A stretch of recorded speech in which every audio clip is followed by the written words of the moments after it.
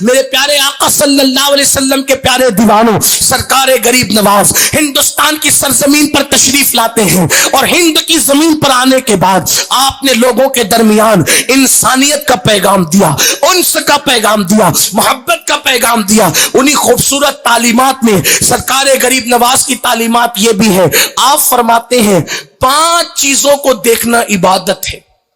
غریب نواز فرماتے ہیں 5 چیزوں کو دیکھنا عبادت۔ فرماتے ہیں نمبر 1، والدین کا چہرہ۔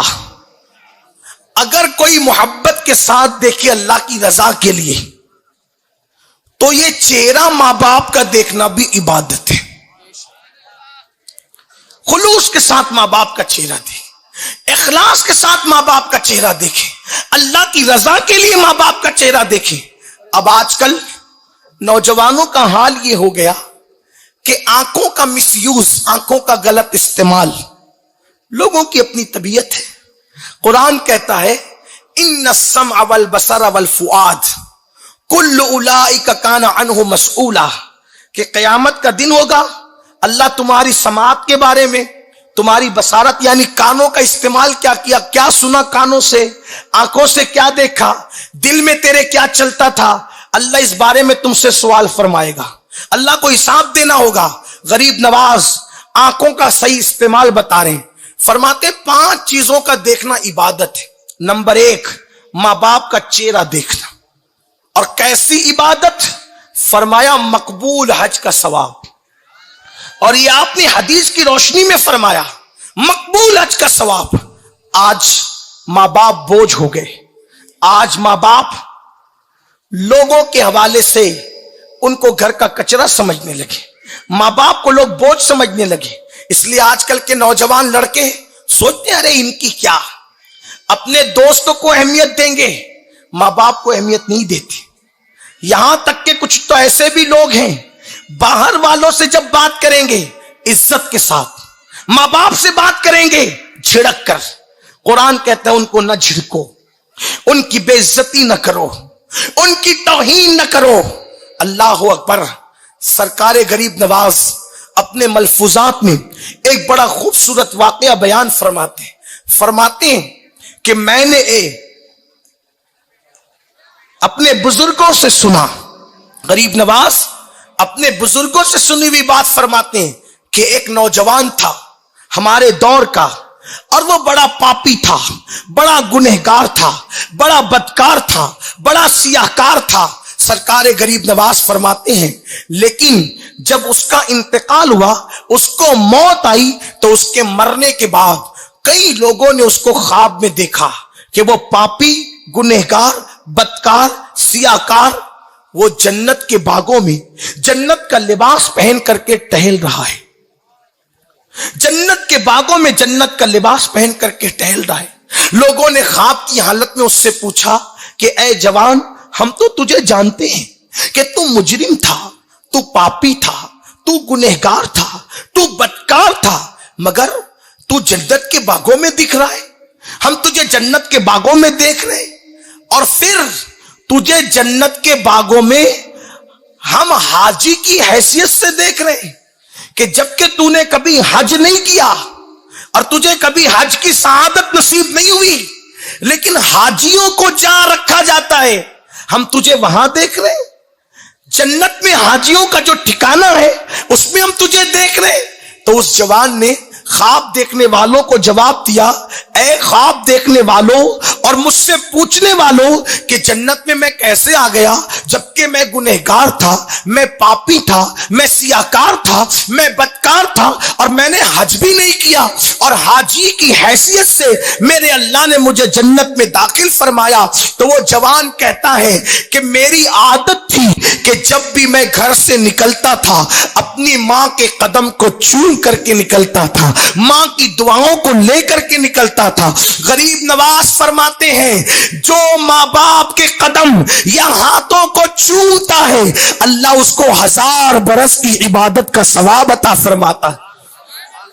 آپ غور کیجئے، آج کل اس کی کوئی اہمیت نہیں ہے، ہاتھ چومنے کی کوئی اہمیت نہیں، ماں باپ کے پیر چومنے کی کوئی اہمیت نہیں۔ ہاں، ہم اہل سنت सजदा करने को जायज नहीं समझते।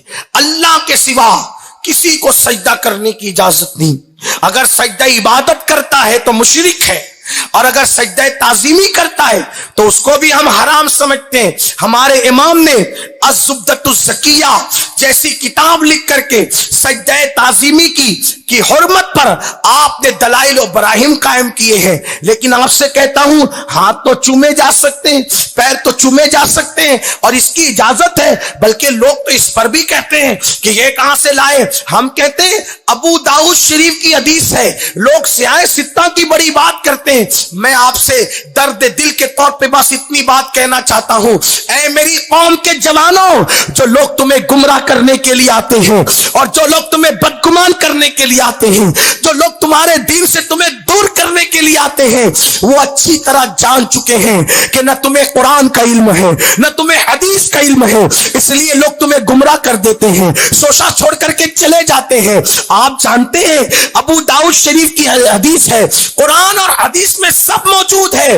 अपनी कोताही ये है कि हमने कभी पढ़ने की कोशिश नहीं की, और अगर कभी पढ़ा तो हमने कभी समझने की कोशिश नहीं की। लोग पढ़ते भी इंटरनेट से है और समझते भी इंटरनेट से है। मेरे अजीज, इंटरनेट से पढ़ने की कोशिश ना करो, और अगर इंटरनेट पर पढ़ रहे हो तो चलो कोई पाबंदी नहीं, लेकिन इंटरनेट से समझने की कोशिश मत करना। क्यों? इमाम मोहम्मद इब्ने सिरीन कहते हैं, दीन जिससे सीख रहे हो पहले उसका अकीदा तो देखो। जो दीन सिखा रहा है जब उसी में दीन नहीं, इसलिए कि इंटरनेट पर बहुत सारे यहूद और नसारा की वेबसाइट मौजूद है और वो दीन के नाम पर तुम्हें गुमराह करते हैं, तुम्हें क्या पता। इसलिए होशियार रहो। मेरे इमाम ने एक सदी पहले कहा था, सूना जंगल रात अंधेरी, छाई बदली काली है, सोने वालों जागते रहियो, चोरों की रखवाली है। हाथ पैर चूमने का सबूत हदीस में कहा। तो आओ सुनो, अबू दाऊद शरीफ, ये 6 वो मुस्तनद किताबें जिनको लोग सियाह सित्ता कहते हैं। हालांकि और भी किताबें मुस्तनद है, लेकिन लोग जिसके बारे में खूब चर्चे कर रहे हैं कि यही मुस्तनद है, यही मुस्तनद का, चलो यही मुस्तनद। उन्हीं 6 में एक अबू दाऊद शरीफ भी है। उसमें मौजूद है कि एक वफ्द रसूलुल्लाह की बारगाह में आया, मेरे आका की बारगाह में आया, तो उस वफ्द की मौजूदगी में एक मंजर हो गया, बड़ा खूबसूरत मंजर, हुस्न इत्तेफाक से कि बकरियां मेरे आका को सजदा कर रही थी, जानवर मेरे आका को सजदा कर रहे थे। मेरे इमाम कहते हैं, अपने मौला की है बशान अजीम, जानवर भी करें जिनकी ताजीम, संग करते हैं अदब से तस्लीम, पेड़ सजदे में गिरा करते हैं। तो क्या देखा उस वफ्द ने कि बकरियां और जानवर मेरे आका को सजदा कर रहे हैं। कि अबू दाऊद शरीफ की वो हदीस में है कि वो जानवरों को जब उस काफले वालों ने, कबीले वालों ने सजदा करते देखा तो उन्होंने अर्ज किया, वो नए नए मुसलमान हुए थे, अर्ज की, या रसूल अल्लाह, जानवर तो आपको सजदा करें, क्या हम सजदा ना करें? हमारी पेशानियां नहीं मचलती, हमारे इश्क वाली पेशानियां, कि आपको सजदा करें? हुजूर हमें सजदा करने की इजाजत दे। तो अल्लाह के हबीब अलैहिस्सलाम ने फरमाया, अल्लाह के सिवा मैं किसी को सजदा करने की इजाजत नहीं दे सकता। तो फिर उन्होंने अर्ज की, या रसूल अल्लाह सल्लल्लाहु अलैहि वसल्लम, आप हमें हाथ और पैर चूमने की इजाजत दे दें। तो मेरे आका अलैहिस्सलाम ने उनको इजाजत दी, उन्होंने रसूलुल्लाह के हाथ भी चूमे और रसूलुल्लाह के पैर भी चूमे। ये अबू दाऊद शरीफ की हदीस में मौजूद है। तो ये चूमने का जिक्र सियाह सित्ता में है। हालांकि लोग इस पर बड़े चिरागपा होते हैं, मगर रसूलुल्लाह के नाम पे अंगूठे चूमने की बात आए तो लोगों को तकलीफ है, मगर आजकल वो भी अपने मौलवियों के हाथ चूम रहे हैं। ये चीजें अब जो है वो, चूंकि सोशल मीडिया का दौर है, तो ये चीजें अब ओपन हो रही हैं कि हर एक कोई ना कोई चूमने वाला जरूर है। बस बात इतनी है, कोई अपने मौलवी से प्यार करता है तो उसको चूम रहा है, और हम आमिना के लाल से प्यार करते हैं तो उनके नाम पर चूम रहे हैं। ये किस्मत की बात है। तो मैं अर्ज ये कर रहा था, गरीब नवाज फरमाते कि उस जवान को जब ख्वाब में देख करके पूछा कि तू हाजी की हैसियत से जन्नत में दिख रहा है जबकि तू गुनहगार था, तो उसने कहा मैं घर से निकलता था तो अपनी ماں کے پیر چوم کر کے نکلتا تھا تو میری ماں دعا کرتی تھی میرے بیٹے اللہ تجھے حاجیوں کے ساتھ جنت عطا کرے.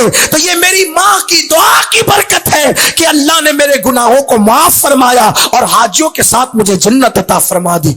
تو غریب نواز فرماتے ماں باپ کا چہرہ دیکھنا بھی عبادت ہے.